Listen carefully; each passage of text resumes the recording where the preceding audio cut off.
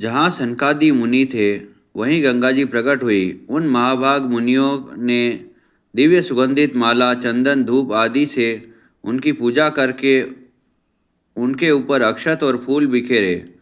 भगवान के लक्ष्मी सेवी चतुर्भुज दर्शन करने की इच्छा वाली सर्वलोक पावनी महाभागा गंगा जी को उन सब ने बड़ी प्रशंसा की और साधुवाद किया।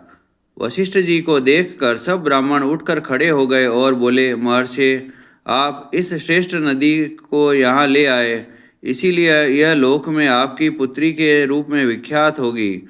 गौ अर्थात स्वर्ग से इस स्थान पर आकर यह मति स्वरूपा मानी गई है, इसीलिए लोक में गति गोमती नाम से उसकी प्रसिद्धि हुई है।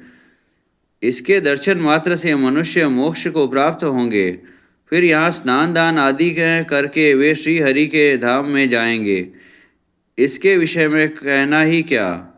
सनकादिक योगीश्वर ने गोमती को अर्घ्य देकर पुरुष सूक्त के मंत्रों से शेषशायी भगवान श्री हरि का स्तवन किया। इस प्रकार स्तुति करते हुए उनके समक्ष साक्षात भगवान विष्णु प्रकट हुए। उन्होंने पीले रंग का रेशमी वस्त्र पहन रखा था। गले में वनमाला शोभा दे रही थी। दिव्य माला तथा दिव्य अनुलेपन से उनके श्री अंगों की बड़ी शोभा हो रही थी।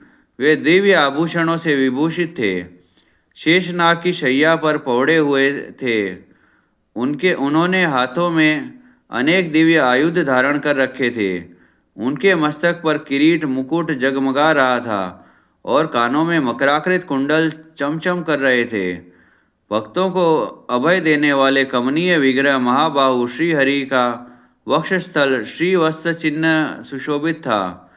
उनके मुख पर शाश्वत प्रसन्नता छाई हुई थी। श्री विग्रह की कांति श्याम थी।